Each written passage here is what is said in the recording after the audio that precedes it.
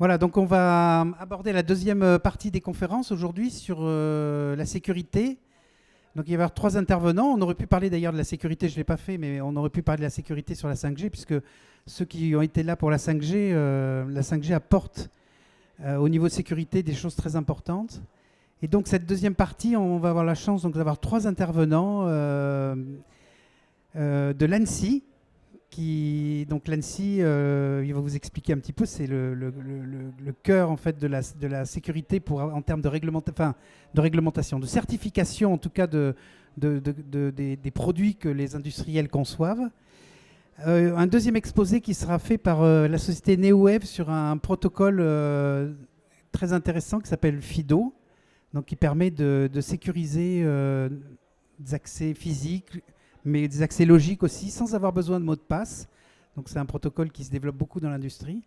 Et puis le troisième exposé sera fait par Monsieur Philippe Sissoko sur l'évolution des normes en fait, parce que la sécurité n'était pas vraiment régie par des normes ces dernières années, mais petit à petit, vu l'enjeu, il y a quand même une montée en puissance de textes normatifs ou de réglementation. Donc c'est ça dont il va vous parler et de l'actualité dans ce domaine.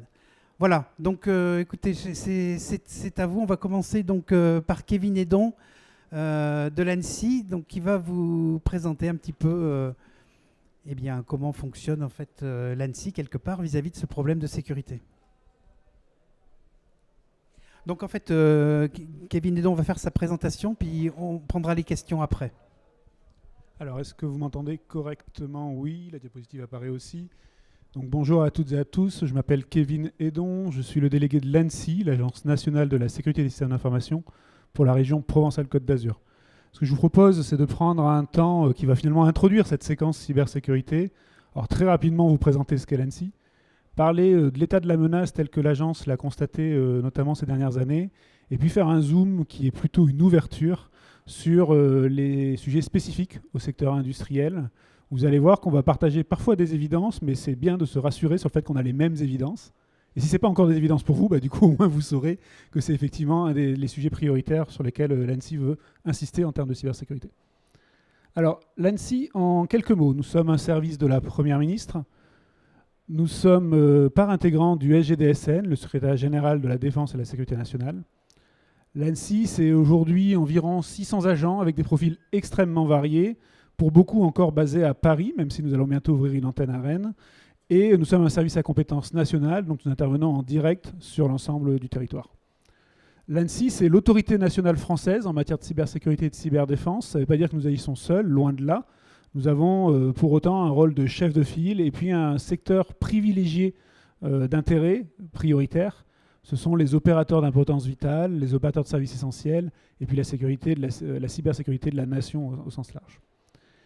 Et l'ANSSI a gardé à l'esprit également, c'est que nous sommes une agence à vocation exclusivement défensive, donc uniquement la protection au sens large du terme.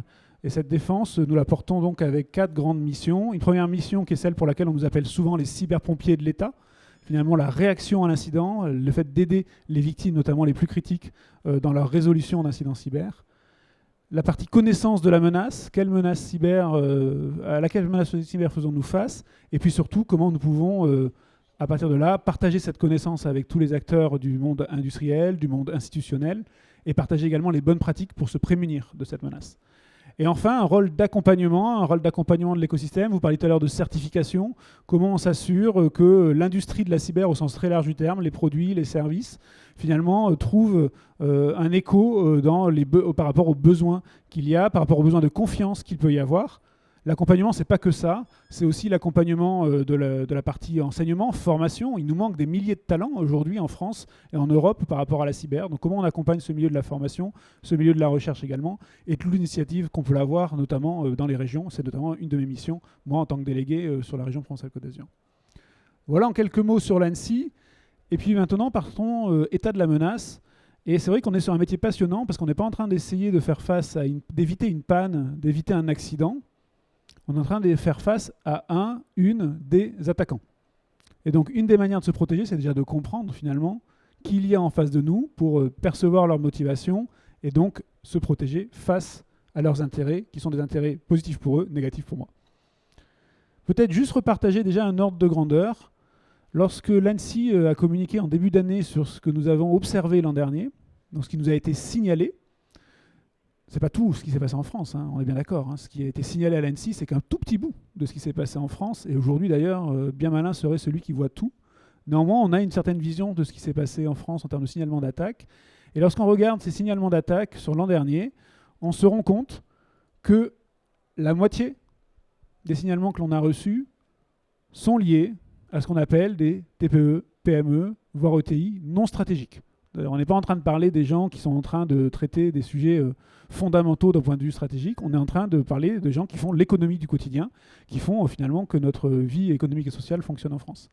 52%. Alors, vous ne vous laissez pas berner. Hein. Quand je vous dis 52%, ça ne veut pas dire d'un seul coup que vous êtes, que les TPE, PME, ETI sont au cœur de la cible, parce que là, il y a une arnaque intellectuelle si je vous dis ça. Parce qu'on est bien d'accord que le nombre de TPE, PME, ETI non stratégiques comparé au nombre d'entreprises stratégiques, de services de l'État ou autres, évidemment, ce nombre explose par rapport à ces entités plus ciblées. Donc, ce n'est pas le 52% qui est forcément critique à garder à l'esprit. Ce qui est important à garder à l'esprit, c'est que ce nombre a bondi, puisque avant, c'était même pas 34% des signalements que recevait l'ANSSI qui étaient liés à ce sujet-là. Et on ne peut même pas dire que c'est parce qu'on a fait une action forte de communication envers les entreprises et que c'est pour ça qu'elles pensent à nous qu'elles nous signalent les incidents. C'est même pas vrai. Parce qu'en fait, on a beaucoup concentré ces derniers temps, même si on a été actif sur tous les secteurs, l'effort sur les collectivités territoriales. Donc on n'est même pas en train de se dire c'est nous qui avons travaillé pendant 2 ans de manière très concentrée sur les entreprises. Donc pourquoi je vous dis ça ? C'est pour vous dire, et on reviendra tout à l'heure sur le type d'attaque auquel peuvent être exposés les TPE, PME ou TPE, PMI et entreprises industrielles. C'est pour vous dire qu'effectivement, aujourd'hui, les attaques cyber concernent clairement ces entités industrielles, non stratégiques. Elles sont aussi l'objet d'attaques, de manière ciblée ou non, je vais y revenir juste après. Qu'est-ce qu'on a comme motivation sur ces attaques de la part des attaquants tels qu'on peut les observer ? La première motivation, c'est clairement l'appât du gain. Aujourd'hui, des groupes criminels organisés ont compris que c'était plus intéressant pour eux, d'un point de vue rentabilité finalement, de leurs actes criminels, au sens large du terme, de mener un piratage en allant collecter un certain million d'emails, de l'envoyer après avoir acheté un virus, et puis même si sur 1 million, il n'y a qu'1% des gens qui cliquent, et il n'y a qu'1% des gens qui, après avoir été chiffrés, ont décidé de payer la rançon, et bien mine de rien, c'est beaucoup plus rentable que du trafic d'armes, du trafic d'êtres humains, et c'est souvent, même si l'ensemble des forces de sécurité intérieure en France, en Europe, luttent contre ça, c'est encore aujourd'hui souvent moins risqué, en tout cas c'est ce qu'ils croient, que ce qu'ils peuvent faire dans le monde physique. Donc clairement, l'appât du gain est aujourd'hui la motivation principale. Et d'ailleurs, pour des entités non stratégiques, c'est clairement le sujet auquel elles sont confrontées d'abord. Ce qui est à la fois une mauvaise nouvelle, ça veut dire qu'on a des gens motivés qui veulent gagner de l'argent, et aussi une bonne nouvelle, on en reparlera après, mais si l'appât du gain est le principal axe de motivation de votre attaquant, si vous n'êtes pas rentable, vous ne l'intéressez pas. Pas votre entreprise qui est rentable, mais attaquer votre entreprise qui est rentable. Si attaquer votre entreprise est moins rentable qu'attaquer quelqu'un d'autre qui est moins protégé que vous, quelque part, l'attaquant ne va pas passer du temps sur vous, alors qu'ils peuvent gagner de l'argent plus facilement ailleurs. Donc ça, c'est à garder à l'esprit, lorsqu'on parle d'attaques qui ne sont pas ciblées, le fait de ne plus être rentable en ayant appliqué ce qu'on appelle de l'hygiène informatique, et j'y reviendrai, finalement permet de se protéger déjà à un niveau assez pertinent face à ce type d'attaques qui sont motivées par l'appât du gain, sans vous cibler vous particulièrement. Pour vous donner un panorama un peu plus large, on a évidemment des sujets d'espionnage à des fins stratégiques, d'espionnage à des fins industrielles ou économiques. Pour vous donner un ordre de grandeur sur les interventions de l'ANSSI l'an dernier, presque 3/4 des interventions de l'ANSSI, vraiment au sens opération de cyberdéfense avec des agents qui sont impliqués, viennent réagir face à des attaques qui sont liées à une motivation d'espionnage, qu'elle soit économique, stratégique, industrielle. Donc on est sur un sujet qui fait beaucoup moins de bruit que le rançongiciel qui vient frapper une entreprise et la paralyser, mais qui est clairement aujourd'hui un sujet également présent, à la fois à des visées étatiques, mais aussi à des visées industrielles, d'espionnage. Comme avant, les gens se postaient à la porte de l'entreprise ou allaient faire le tour des labos sous un faux prétexte pour aller regarder. On a aussi sur ce genre d'activité dans le monde cyber. Tout ce qui peut être sabotage et déstabilisation, aujourd'hui on n'en observe pas des effets concrets en France, même s'il y a eu quelques échos ailleurs dans le monde, mais nous en France on n'a pas aujourd'hui d'exemple de sabotage d'infrastructures critiques ou de déstabilisation.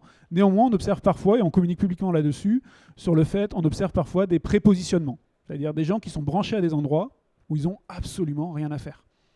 Pourquoi ? Qu'est-ce qu'ils font là ? Qu'est-ce qu'ils préparent ? On a ce genre de situation. Mais en France aujourd'hui on n'a pas eu d'acte de sabotage ou de déstabilisation par le canal numérique. On a également ce qu'on appelle du hacktivisme, avec la contraction de hacking et de activisme, qui est le fait de dire finalement comment passer un message, qui peut être un message extrémiste, un message à visée politique ou militante, par le biais d'attaques, notamment ce qu'on appelle la défiguration des sites web, c'est-à-dire le fait d'aller finalement faire apparaître sur un site institutionnel des messages qui ne sont pas du tout les messages prévus au départ par l'entreprise qui les porte. Mais ça peut être également de paralyser une entreprise pour se révolter contre l'action ou le secteur d'activité sur lequel elle travaille. Et puis on est dans un monde merveilleux puisqu'on a aussi des gens en face de nous qui sont ça juste par l'appât du jeu, l'appât du défi. Et effectivement, on a aussi ce type de population en face de nous, notamment ce qu'on appelle des script kiddies en anglais, c'est-à-dire des gens qui connaissent pas grand-chose mais qui ont trouvé les 2 ou 3 liens qui vont bien sur le darknet pour aller jouer, et potentiellement les jouer sur l'entreprise du coin parce que c'est celle qu'ils connaissent, et donc pourquoi pas essayer, quoi. Donc on a vraiment un panel extrêmement varié. Néanmoins, c'est pas un hasard si j'ai mis l'appât du gain au cœur de la diapositive. Clairement, c'est la menace pour des entités qui s'estiment pas stratégiques. C'est la menace qui est souvent quand même celle à laquelle ces entreprises-là doivent faire face. Ce qu'on observe aussi dans l'état de la menace tel qu'on l'a publié, c'est plusieurs tendances. La première, c'est qu'on est sur un monde qui est devenu de plus en plus spécialisé, et spécialisé finalement comme le serait un secteur économique. C'est-à-dire aujourd'hui, vous avez des services, malveillants, mais des services, qui vont mettre à disposition une infrastructure. D'autres qui vont développer des logiciels malveillants. Mais ce développement de logiciels malveillants, ils vont après le vendre à d'autres attaquants. Ces attaquants-là, d'ailleurs, selon leur niveau d'efficacité, vont au fur et à mesure gagner des points qui leur permettent d'avoir la version la plus évoluée, donc une sorte de système d'affiliés qui leur permet d'avoir la version la plus évoluée du virus ou du logiciel malveillant de manière générale. Les attaquants qui ont acheté ce virus vont rentrer dans l'entreprise ciblée ou dans une entreprise sur laquelle ils arrivent finalement à perpétrer l'acte d'intrusion numérique. Mais une fois qu'ils sont dedans, ils s'arrêtent. Et qu'est-ce qu'ils font? Ils revendent l'accès en disant ça y est, sur cette entreprise-ci, j'ai un accès de ce type-là qui date de moins de 2 jours, qui veut récupérer ce qu'il faut pour pouvoir l'exploiter à l'intérieur. Et après, vous avez des gens qui ont acheté cet accès et qui vont justement là exploiter l'accès illégitime pour aller éventuellement voler de la donnée, éventuellement faire détonner un rançongiciel qui permet après de paralyser l'entité et de tenter de lui extorquer une rançon. D'autres qui vont également rester dans la longueur pour voir ce qui se passe et collecter de l'information qu'ils peuvent revendre au fil de l'eau ou à la fin. Donc on a vraiment un secteur extrêmement spécialisé. On est sur un temps court aujourd'hui, mais j'adorais vous présenter les quelques anecdotes qu'on a vues. Il y a des fois, on a l'impression d'avoir des gens qui ont un service après-vente. On a l'impression qu'il y a des gens qui sont en train de raisonner vraiment dans une logique de fidélisation client ou autre. Donc on a vraiment un secteur qui s'est spécialisé et qui finalement devient une économie en tant que telle. On a également une porosité de plus en plus grande dans les modes opératoires, c'est-à-dire qu'aujourd'hui on observe des attaquants plutôt d'origine criminelle qui finalement commencent à adopter des modes opératoires plutôt étatiques, de rester longuement dans les systèmes avant d'aller chercher leurs gains, des choses comme ça. Et à l'inverse, des groupes étatiques ou des groupes affiliés à des États, c'est plutôt souvent ça qui se passe, des groupes affiliés à des États qui vont exploiter là aussi des modes opératoires d'attaquants criminels, voire des logiciels malveillants plutôt utilisés par des groupes criminels. Ce qui est un juste retour des choses, parce qu'il fut un temps, les groupes criminels récupéraient des logiciels qui au départ avaient été développés par des États. Donc on est dans quelque chose où tout le monde finalement est très poreux dans son approche. Et enfin, ce qu'on observe, et qui est un constat qui nous pousse forcément tous à mieux nous protéger, c'est que l'argent appelle l'argent, c'est-à-dire qu'aujourd'hui, ces attaques-là payent, pas forcément qu'en France, et souvent plus à l'international d'ailleurs, mais ces attaques-là payent, donc ça permet d'investir. Et je vous parlais tout à l'heure de logique économique d'un secteur d'activité. Effectivement, il y a de la R&D, de la recherche et développement, il y a de l'investissement pour être de plus en plus efficace dans ces attaques, y compris au niveau du crime organisé. Voilà sur la menace en général. Il y a un message clé que je ne vais pas détailler là parce qu'on va le reprendre juste après, mais qui est vrai en général, pas que pour l'industrie. C'est que souvent les gens disent non, moi je ne suis pas concerné parce que vous comprenez, je suis une petite entreprise ou je ne suis pas stratégique, compagnie. Et on va en parler après, mais je veux déjà vous glisser la phrase pour que vous l'ayez à l'esprit. Pas besoin d'être une cible pour être une victime. Pas besoin d'être une cible pour être une victime. Vous pouvez être attaqué sans avoir été ciblé. Et ça, il faut le garder à l'esprit parce que toute personne qui me dit moi ça ne me concerne pas, à moins qu'elle n'ait absolument pas d'outils connectés, à moins qu'elle n'ait absolument aucune donnée précieuse, à moins qu'elle puisse se passer totalement de son service informatique ses services informatiques pendant 2 ans, si ce n'est pas le cas, cette phrase est probablement erronée. Elle est probablement concernée par la cyber, même si elle pense qu'elle ne sera pas une cible.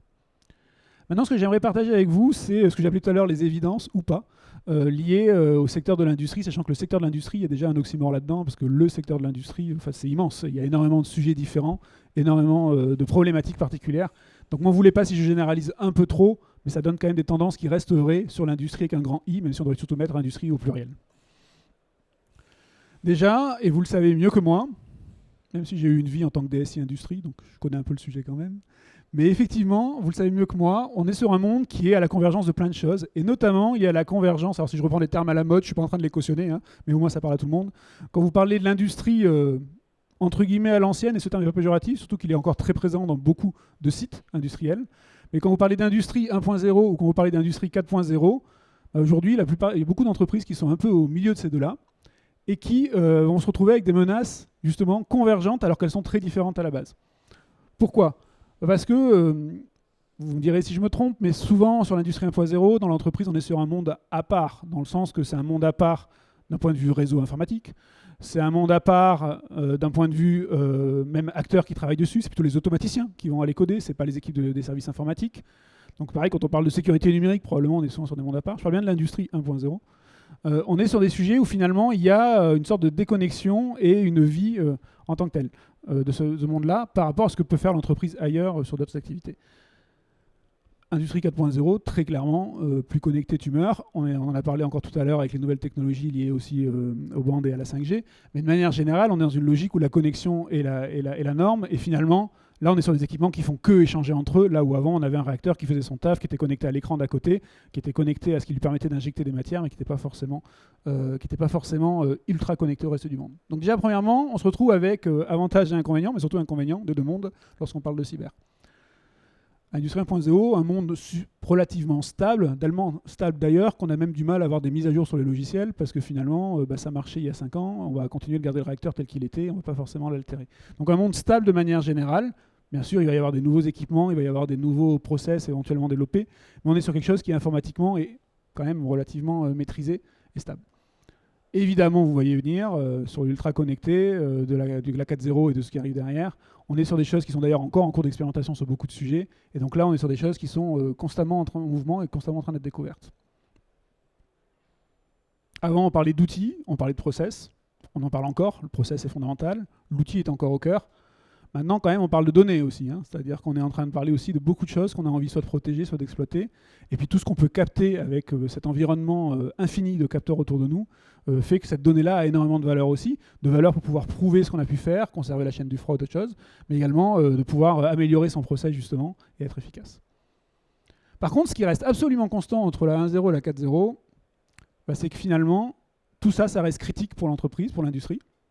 Et ça reste une source de valeur, parfois la principale, parfois une des composantes de la source de valeur, mais ça reste fondamentalement important.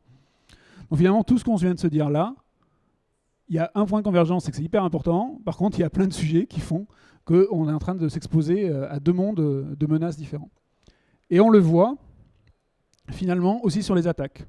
Une industrie, elle peut être soumise à des attaques qu'on appellera lambda, de tous les jours, finalement. Et c'est là où je reviendrai sur les attaques où même si vous n'êtes pas une cible, vous pouvez être une victime. Et puis des attaques sectorielles qui vraiment visent l'outil industriel. Et finalement, l'attaque lambda, l'attaque de tous les jours, qui va plutôt viser le système d'information, plutôt l'IT que l'OT, mais n'empêche que quand l'IT est coupé, l'OT a parfois du mal à travailler, on est bien d'accord, et l'entreprise peut avoir mal. Finalement, cette attaque-là, elle peut être ce qu'on appelle opportuniste. Vous n'êtes pas la cible de l'attaque, mais bon, il y a eu 1 million d'emails envoyés, dedans il y en avait 5 qui concernaient votre entreprise. Sur les 5, il y a une personne qui a cliqué, le virus passe, et là, vous n'étiez pas du tout la cible, vous étiez juste dans la masse. Et maintenant que vous avez quelqu'un qui a cliqué à déployer le logiciel malveillant, vous devenez, si ce n'est une cible, au moins une victime, et vous intéressez l'attaquant. Là, c'est vraiment l'attaque opportuniste. Pas tout le temps, mais souvent. A l'inverse, l'attaque sectorielle, moi aujourd'hui, je n'ai pas d'exemple d'attaque en masse qui vise un certain modèle de réacteur ou un certain modèle de composants industriels. On est quand même sur des attaques qui sont déjà un peu plus ciblées quand même. Où là, la personne va avoir, l'attaquant en face va plutôt aller chercher une entreprise ou une industrie en particulier pour aller lui infliger des dommages, non plus avec un rançongiciel typique, mais quelque chose qui va aller affecter finalement le logiciel au plus proche de l'outil industriel. Là, on est plutôt sur du ciblé. Donc là, ça veut dire souvent quelqu'un quand même qui vous en veut, d'une manière ou d'une autre, pour plein de raisons, mais qui a décidé de faire quelque chose chez vous. Donc là, on est sur des approches différentes. L'attaque lambda, souvent, elle est simple, on est sur des modes opératoires très connus, elle est malheureusement parfois efficace, on va essayer de voir comment la rendre un peu moins efficace dans 2 secondes, mais effectivement, elle va être simple, efficace. L'attaque sectorielle, on est sur des choses où, mine de rien, il faut déjà aller accéder à l'outil industriel, donc comment ce logiciel va pouvoir se déployer dans un outil industriel, Vous avez tous des exemples que je ne vais pas réciter ici dans nos histoires d'espions, mais vous les connaissez. Voilà, où on sent que pour aller déployer l'outil qui a fait que certaines centrales s'arrêtent, il a fallu faire un effort qui n'était pas juste envoyer 1 million d'emails, quoi. On a fait quelque chose de plus compliqué. Donc là, on est sur des attaques qui sont souvent plus complexes pour aller se déployer au plus proche de l'outil qu'il faut altérer. Encore que, je vais revenir après. Mais effectivement, on est sur des types d'attaques différents. Alors, contre l'attaque opportuniste, cette attaque lambda qui viserait n'importe quelle entreprise, y compris l'industrie, la bonne nouvelle, ce qu'on dit tout à l'heure, c'est l'hygiène informatique. Je vous donnerai quelques pointeurs en fin de présentation. C'est de se dire, là, finalement, si j'arrive à faire en sorte que ma maison soit un petit peu mieux protégée que celle du voisin, il y a des chances que le cambrioleur qui se travaille dans la rue, même si ma maison l'attire beaucoup, il va plutôt aller faire le coup rapidement à côté sans prendre de risque, plutôt que d'essayer de passer ma grille, ma caméra, mon chien, mon vigile et compagnie. D'accord. Sachant que vous n'êtes pas obligé de tout mettre, mais il suffit juste d'en mettre plus que ce qui va décourager l'attaquant. Sur l'attaque sectorielle, c'est un peu plus compliqué parce qu'on est sur quelqu'un qui vous en veut probablement, qui a déjà fait de la reconnaissance de votre système pour savoir, ou de votre entreprise pour savoir ce qu'il y a comme équipement industriel à altérer. Alors c'est sûr qu'il a la volonté de faire plus mal, et du coup comme il fait plus mal, parce que si vous met caput un réacteur à façon qui a été construit juste pour vous, vous allez être beaucoup plus enclin à aller essayer de trouver une solution que si c'est juste quelques serveurs que vous pouvez restaurer derrière. Donc on est bien sûr des choses où ça vaut le coup pour l'attaquant d'aller vous attaquer de manière plus ciblée en prenant du temps, parce qu'il se dit j'ai plus de chances de récupérer de l'argent. Là, il ne peut pas restaurer une sauvegarde, quoi. Si le composant industriel est cassé, ça va prendre des années à la victime ou des mois à la victime pour se faire récupérer son outil. Et donc, elle sera peut-être plus enclin à négocier une rançon. Donc là, on va être sur quelque chose où vous avez quelqu'un qui vous en veut. Et donc, on ne peut pas faire que de l'hygiène informatique. Il faut analyser la menace, analyser les vulnérabilités et commencer à se protéger par rapport à ce qui est important pour vous et ce que peut viser l'attaquant. Par contre, permettez-moi de bégayer une seconde pour vous dire que même sur la colonne de gauche, là, l'attaque sectorielle, l'hygiène informatique, c'est la base. Quand je discute avec mon camarade de l'ANSSI qui est basé à Paris et qui porte la coordination sectorielle pour l'industrie, y compris sur les secteurs les plus sensibles, très clairement, le premier chose dont il me parle, c'est pas des choses hyper évoluées d'analyse de la menace. Hein. Il me parle d'hygiène informatique. Il me parle de dire, ça serait déjà bien de commencer par ça. Ok, c'est de l'IT plutôt que de l'OT, mais en fait, ça va tellement protéger l'OT que ça serait pas mal de commencer par ça. Et aujourd'hui, c'est le point d'entrée. Comme je disais tout à l'heure, c'est très complexe d'accéder à l'outil industriel. Quand vous avez tout qui est sur le même réseau à plat, c'est peut-être pas si complexe. Et finalement, l'attaque ciblée va réussir à passer très rapidement. D'accord ? Donc, l'hygiène informatique est vraie dans les deux colonnes. Et je vous redonnerai des éléments tout à l'heure sur ce que ça peut être. Après, je vais les citer rapidement pour laisser le temps à des questions. Mais si on reprend des grands thèmes que vous connaissez probablement, et dans ce cas-là, tant mieux, parce qu'on est en train de vous confirmer que c'est les thèmes qu'il faut aborder en priorité. Si vous ne les connaissez pas, j'espère que ça sera des pointeurs pour vous. Finalement, dans le monde de l'industrie, on a des sujets qui sont, en termes de sécurité, des vrais enjeux. Le premier, c'est les mises à jour. Comment faire accepter à un vendeur d'équipement que là, il doit mettre à jour, ça fait déjà 2 ou 3 ans qu'il n'y a eu aucune mise à jour, que des vulnérabilités ont été détectées. Comment j'arrive aussi à convaincre ma direction industrielle d'aller couper l'équipement pour X temps, avec tout ce que ça peut vouloir impliquer lorsque c'est pas bien fait d'un point de vue informatique, pour pouvoir passer la mise à jour qui risque de casser quelque chose. En tout cas, c'est ce que pense la direction industrielle, et donc qui potentiellement n'aura pas envie de débrancher non plus. Donc on a un vrai sujet sur les mises à jour, mais pour autant, les mises à jour, c'est la base. C'est-à-dire qu'aujourd'hui, que ce soit dans le monde OT ou IT, la plupart des attaques, elles exploitent des vulnérabilités connues. La plupart des attaques, elles exploitent même des vulnérabilités déjà corrigées, mais dont la correction n'est pas déployée chez les gens qui ont l'outil en question. Donc les mises à jour sont un vrai sujet. Tout ce qui est accès distant, grand classique aussi, et désolé si vous le connaissez par cœur, parce que j'imagine que certains y sont déjà confrontés. On note mon tiers, mon vendeur, mon prestataire doit accéder à l'outil pour faire de la maintenance. Et ce qu'on constate encore très souvent, et il n'y a aucun jugement dans ça, parce que je l'ai vécu, je comprends parfois pourquoi c'est indispensable, mais néanmoins on constate des accès qui sont ouverts tout le temps, pour permettre au prestataire de venir tout le temps intervenir, mais qui du coup constitue même plus une backdoor, mais une front door, c'est-à-dire un accès ouvert de l'extérieur vers mes équipements les plus critiques. Donc là, c'est des choses où on note qu'il faut se poser des bonnes questions de type à quel moment j'ai besoin d'accéder, à quel moment j'ai besoin de rendre accessible, à quel moment et de quelle manière je le fais, comment je m'assure que l'accès est légitime, comment je m'assure que l'action qui est faite sur le système ne va pas se propager sur d'autres choses, y compris de manière involontaire. Tous les sujets de ségrégation réseau. Un système d'information industrielle, est-ce qu'il a vraiment du sens à être branché sur la même chose que les imprimantes et sur les PC des gens, des employés, des agents ? Pas forcément. Pour autant, c'est aussi ce qu'on constate souvent quand on commence à se connecter un peu partout. On a le même réseau, on a les mêmes équipements, on a les mêmes routeurs. Et je comprends pourquoi. C'est que plus on divise les réseaux, plus c'est compliqué à maintenir. On a déjà suffisamment de sujets à maintenir. Si en plus on doit s'amuser à aller gérer des sous-réseaux de partout, ça devient compliqué. On revient sur la question de qu'est-ce qui est important finalement. Et puis, permettez-moi une légère digression pour sortir de la technique, pour vous dire qu'on a aussi, et c'est vrai dans le monde de l'IT également, 2 mentalités qui sont différentes et qui pourtant sont indispensables, les deux. L'exploitant ou l'exploitante, c'est la personne qui va faire en sorte que ça marche. Donc s'il y a un problème, elle va traiter le ticket, ça remarche, et tant mieux. Et c'est important, parce que l'industrie a besoin de fonctionner. Quand on est face à une attaque, il faut avoir aussi un autre type d'état d'esprit, qui est de dire, en note, j'ai aussi besoin d'avoir un état d'esprit de défenseur. J'ai observé quelque chose de bizarre, ok, j'ai remis en marche, j'ai coupé, j'ai éventuellement supprimé le fichier dangereux, mais qu'est-ce qui s'est passé? Parce que si je vois le fichier dangereux aujourd'hui, mardi, peut-être que ça fait 2 semaines qu'il est là. Qu'est-ce qu'il a fait pendant les 2 semaines? Et ça, un exploitant, ça lui est égal. L'exploitant, il va supprimer le fichier dangereux, il n'y a plus d'alerte antivirus, c'est bon, je continue. Non, le défenseur, lui, va devoir comprendre ce qu'il y a derrière. Alors encore une fois, si c'est sur l'actif qui est le moins critique de votre entreprise et qui est connecté à rien, allez pas faire d'efforts.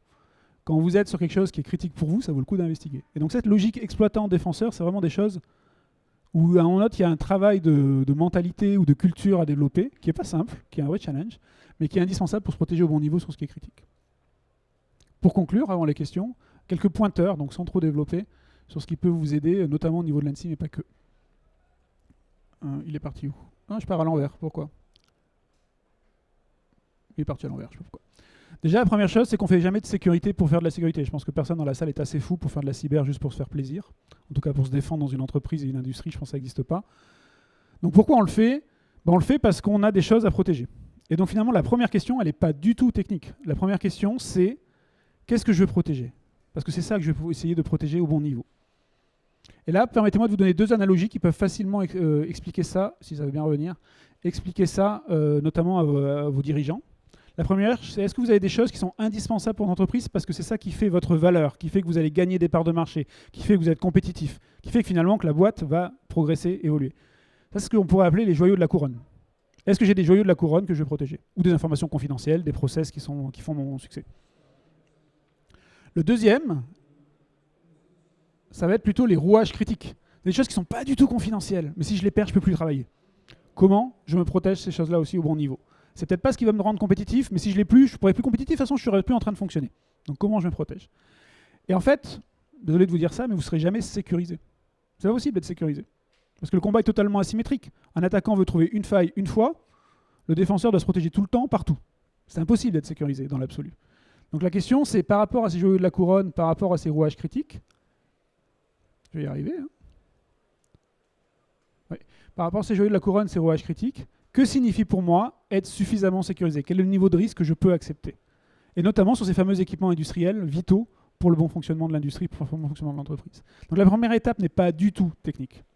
Si vous commencez sans ça, vous n'allez même pas savoir pourquoi vous faites de la cyber, et donc vous allez potentiellement taper au mauvais endroit ou taper au mauvais niveau. Et dans ce cas-là, vous avez dans les 2 cas perdu une énergie, une ressource, de l'argent que vous n'avez de toute façon pas. Donc il faut absolument les protéger au bon niveau. Une fois qu'on s'est dit ça, il y a des pointeurs que je peux vous partager sur des entreprises de taille les plus modestes, mais qui sont critiques pour elles, qui sont critiques pour leurs clients, qui sont critiques pour leurs patrons. Vous avez un guide de l'ANSI qui s'appelle la cybersécurité pour les TPE-PME en 13 questions. Qui est pas, alors il n'est pas axé industrie, il est en général. Et il n'est pas du tout destiné à des informaticiens. Il est destiné à des chefs d'entreprise, hommes et femmes, qui ont besoin de parler avec leurs prestataires, avec leurs équipes. Et puis si on monte au fur et à mesure en gamme de richesse de protection, alors attaque par rançongiciel, ça reste encore sur un niveau relativement standard par rapport à cette fameuse menace qui est on vous chiffre des données, on vous demande une rançon. Donc là c'est plus ciblé sur le thème. Et puis après on peut monter guide d'hygiène informatique avec 42 règles d'hygiène. Pour ceux qui connaissent la référence, oui, l'ANSI est une agence de geeks, on est bien d'accord. Donc 42 règles d'hygiène informatique. Également la protection des systèmes d'information essentiels. Ça concerne des gens qui n'ont pas le choix, qui ont réglementairement besoin de se protéger à ce niveau-là. Mais ça peut concerner aussi des entités qui ont déjà fait un progrès en termes de sécurité et qui veulent à mon note dire maintenant je passe le cran d'après parce que pour moi c'est important. Et donc là vous allez avoir ce guide-là. Alors un guide, à chaque fois que je le sors, j'ai l'impression d'exhumer un grand ancien, mais ça se voit à la couverture d'ailleurs que c'est un grand ancien. Mais pour le coup, c'est le guide de l'ANSI sur les risques liés à l'infogérance. Donc quand on confie une partie de son système d'information à un tiers, qu'il soit IT ou OT. Et là aussi, il y a des pointeurs extrêmement utiles. Donc là, vous avez tous ces guides-là qui sont disponibles sur le site de l'ANSI, ssi.gouv.fr. Et puis, vous avez aussi ce qu'on appelle cybermalveillance.gouv.fr, qui est un groupement d'intérêt public et qui est là aussi à destination, alors plutôt des TPE, plutôt des particuliers, avec un certain nombre de conseils, d'outils réexploitables et qui peuvent permettre vraiment de démarrer sur ces sujets-là. Ça, c'est la partie prévention. Et en fait, moi, ce que j'observe souvent, c'est une bonne volonté qui devient parfois une erreur, c'est-à-dire que les gens essaient tellement d'éviter que l'incident arrive qu'ils oublient de se dire que ça peut arriver, malgré tout. Et moi, je vous invite à prendre du temps en note pour réfléchir à qu'est-ce qui se passe si ça arrive. Et là, vous avez notamment des guides de l'ANSSI. Il y a un triptyque qui est sorti sur les guides liés à la gestion de crise d'origine cyber. Donc, crise d'origine cyber, anticiper et gérer sa communication de crise pour la cyber, organiser un exercice de gestion de crise. Vous n'êtes pas obligé d'aller à fond là-dessus, mais au moins vous posez les questions sur qu'est-ce qui se passe si ça arrive, ça peut vraiment vous aider à être beaucoup plus efficace le jour J. Et donc là aussi, cybermalveillance peut vous préparer.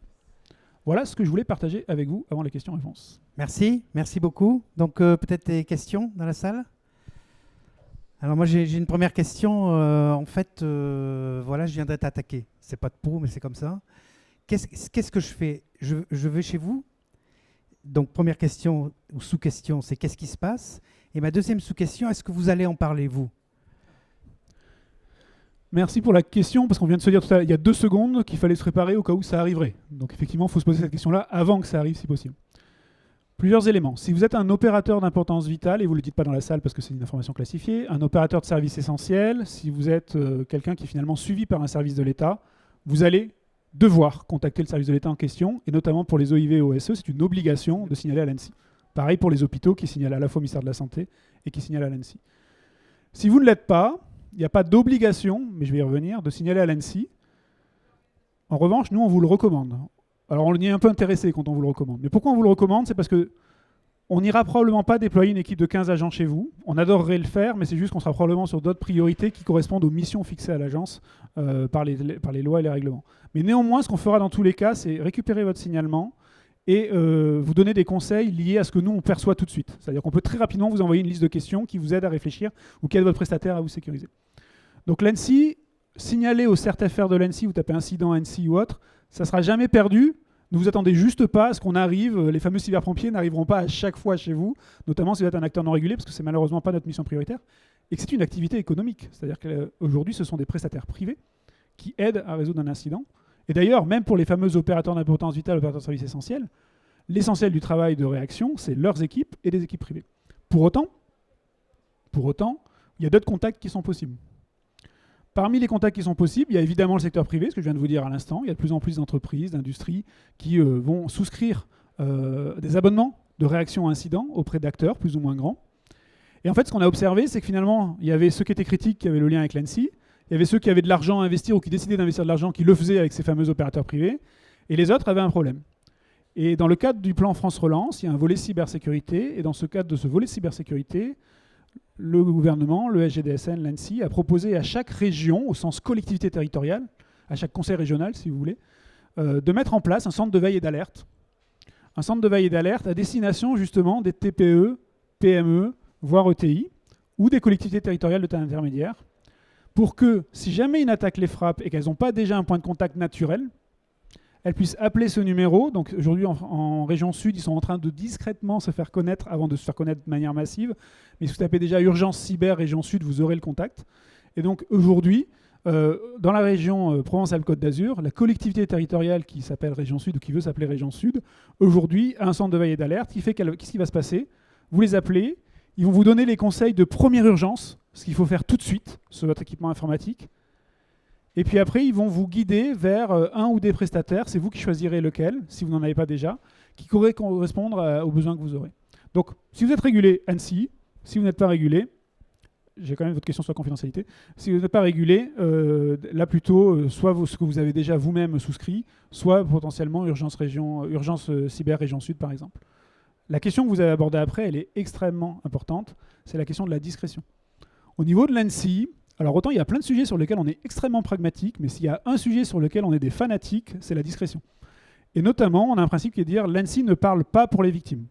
Alors ce qui frustre tous mes camarades journalistes qui essaient de me parler, ce qui frustre également d'autres services de l'État qui parfois adoreraient qu'on leur dise, globalement, l'ANSSI, si vous leur signalez un incident, il n'y aura pas de divulgation, en tout cas il n'y aura pas de divulgation publique. Il y a parfois des choses pour que ça fonctionne bien, pour vous aider, mais il n'y aura pas de divulgation publique. C'est des choses qu'on va essayer, bien sûr, d'insuffler aussi dans le centre de veille et d'alerte régional qui ne dépendra pas de l'ANSSI, lui, pour le coup, qui est vraiment une entité associative. De garder cette culture de la discrétion, c'est fondamental. Enfin, juste pour être complet sur cette réponse-là, au-delà de la remédiation, moi, je vous invite à porter très rapidement, et c'est d'ailleurs ce que fera l'ANSSI ou le centre de veille et d'alerte, je vous invite à tout de suite contacter les forces de sécurité intérieure pour déposer plainte. Parce que de la même manière que chez vous, s'il y a un cambriolage, Si vous demandez aux gendarmes de venir 2 semaines après avoir repeint les murs et reconstruit les meubles, ils feront rien, quoi. Ben là, on est pareil. Si vous arrivez alors que vous avez déjà tout reconstruit votre système d'information, ça ne marchera pas. Donc, déposez plainte le plus vite possible. Merci. Des questions? Alors, est-ce que j'ai une question? Donc là, vous dites que vous avez expliqué un petit peu tout le mécanisme. Est-ce qu'il y a quand même pour une entreprise plutôt de taille moyenne cette fois-ci, est-ce qu'il y a en cas d'attaque assez sévère, est-ce qu'il y a des ingénieurs de l'ANSSI qui peuvent venir quand même dans l'entreprise ou pas?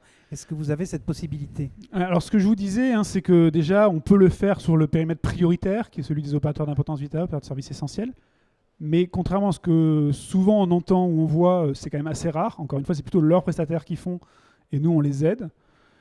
Sur des acteurs non régulés, on a un sujet qui est un sujet de neutralité commerciale et de non-distorsion de la concurrence. Aujourd'hui, il n'y a pas de service public de la remédiation. Donc, il n'y a pas un engagement de l'État à aller accompagner une résolution d'incident. C'est un secteur privé. Et donc, ça serait aberrant. Et j'aurais des gens, des grandes entreprises ou des petites entreprises de la cyber qui auraient envie de m'étrangler si on leur disait qu'à chaque fois qu'il y a une attaque, on allait dépêcher gratuitement des services de l'ANSSI. Donc, on ne le fait pas.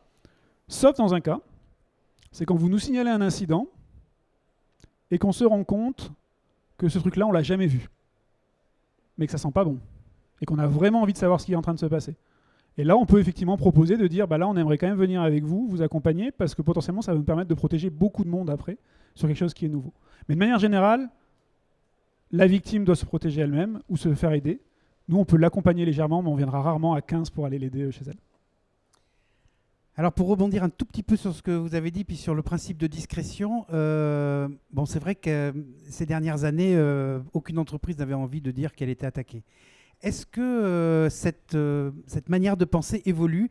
Est-ce qu'il vaut mieux pas finalement dire qu'on a été attaqué? Est-ce qu'il vaut mieux pas finalement, même s'il y a des conséquences forcément, mais est-ce qu'il vaut mieux pas partager finalement quelque part le malheur qui vous est arrivé entre guillemets? Oui, très clairement. Et d'ailleurs, on le voit. C'est-à-dire que moi, aujourd'hui, quand j'interviens auprès d'entreprises, ou de collectivités d'ailleurs, et que je suis le seul à parler, les gens m'écoutent plutôt bien, ça va. Mais lorsque, juste avant, il y a eu une collectivité ou une entreprise qui témoigne, là, les gens, ils n'écoutent pas plutôt bien. Ils écoutent vraiment et fortement. Pourquoi? Parce que c'est quelqu'un d'autre, leur père, un directeur des services, un directeur financier, un directeur industriel, qui explique ce qu'il a vécu. Et pas un informaticien, quelqu'un du métier. Et donc là, ça permet vraiment de passer. Donc oui, déjà dans le sens de l'intérêt général, ça a du sens. Mais vous voyez une évolution ou pas? Et on voit une évolution. Aujourd'hui, sur les collectivités, de plus en plus, il y en a vraiment qui témoignent de plus en plus lorsque c'est arrivé. Les hôpitaux aussi ont commencé à témoigner. Sur les entreprises, les grandes, on le voit. Sur des plus petites, c'est compliqué. Aujourd'hui, on a encore du mal à avoir des petites entreprises. Et pourtant, c'est intéressant parce que pour le coup, quand c'est un grand groupe qui expose devant des TPE, PME, le réflexe spontané, c'est de dire oui, d'accord, mais moi, je ne suis pas du même secteur. Donc ça serait intéressant, c'est encore assez rare, mais c'est en train de se faire. Petite anecdote quand même aussi, c'est qu'il y en a certains qui ça sert aussi de thérapie, parce que ça me permet juste de passer une notion auprès de vous, c'est qu'une attaque cyber, c'est traumatisant. Ça pique extrêmement fort. Ça pique extrêmement fort les équipes informatiques, parce que parfois elles peuvent se sentir coupables, surtout elles sont sur le pont pendant des heures et des heures, des nuits et des nuits, donc c'est extrêmement fatigant, ça peut être aussi un gros facteur de cohésion, mais c'est extrêmement fatigant. Mais ça pique aussi les équipes métiers. Ça pique aussi la direction. C'est extrêmement compliqué. Et aujourd'hui, de plus en plus, on sent qu'il y a un sujet de prise en compte, presque psychosocial finalement, des conséquences de l'attaque cyber. Et ça, c'est fondamental. Donc parfois, il y en a certains aussi qui témoignent presque par thérapie pour finalement se dire mon attaque, je vais essayer de la rendre utile pour les autres. Et ça, c'est une tendance. Alors, je préférerais que les gens aillent mieux, mais c'est une tendance qui, en tout cas, permet de mieux protéger les autres. D'accord, merci. Peut-être une dernière question? Oui, allez-y. Avec les grands acteurs. Alors, je reprends votre formulation, comme ça le micro l'enregistre aussi. Quel type de relation l'ANSSI, j'imagine, a avec les grands acteurs régionaux de la cybersécurité? De manière générale, l'ANSSI est une agence qui est vraiment impliquée dans l'industrie cyber. Et moi, je viens du privé avant d'avoir rejoint l'ANSSI il y a quelques années déjà maintenant. Et très clairement, l'agence a réussi à faire en sorte d'être considérée comme quelqu'un qui aide à avancer, qui fixe un cap et les gens travaillent ensemble. Donc de manière générale, une approche plutôt très en cohérence, en cohésion, avec des échanges fréquents, y compris au niveau de la région. Là où je veux faire un lien avec ce qu'on s'est dit tout à l'heure, c'est qu'on a néanmoins, nous, un rôle de une obligation de neutralité commerciale, de ne pas distordre la concurrence. Donc ça veut dire que l'interaction que je vais avoir sur des acteurs commerciaux de la cyber va toujours être une interaction où je respecte mon statut de service de l'État, où je vais essayer de ne pas favoriser l'un par rapport à l'autre. Et donc ça, tant qu'on arrive à respecter ce principe-là, une relation plutôt proche, une relation où on discute de la réalité du territoire, et moi je m'alimente aussi de ce qu'eux vivent sur le terrain, ça me permet aussi de donner de la vision à l'ANSSI sur ce qui se passe au-delà de ce que je rencontre moi-même. Donc plutôt une bonne interaction, en gardant à l'esprit que nous faisons attention à ne pas distordre la concurrence.